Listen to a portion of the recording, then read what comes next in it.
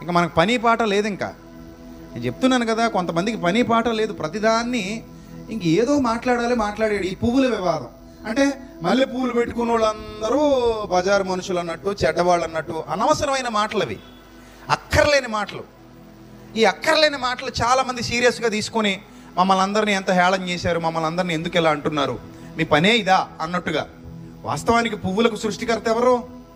దేవుడు. మనం మరి మెడలో దండలుగా వేసుకుని గౌరవించుకోవట్లేదా, సన్మానాలు చేయించుకోవట్లేదా? అదే పువ్వులతో దండలు వేయించుకొని గార్లాండ్స్ వేయించుకుంటున్నావా లేదా? పెళ్ళిళ్ళకి పువ్వులు వాడుతున్నారా లేదా? పెళ్ళిళ్ళకి వెనకాల పువ్వుల డెకరేషన్లు చేసుకుంటున్నారా, చేసుకోవట్లేదా?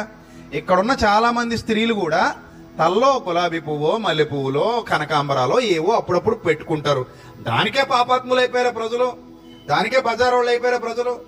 సో సంఘానికి నేర్పించవలసిన విషయాలు నేర్పించాలి, కానీ ఇలాంటి పనికిమాలిన విషయాలు సంఘానికి అవసరం లేదు నేను అంటున్నాను.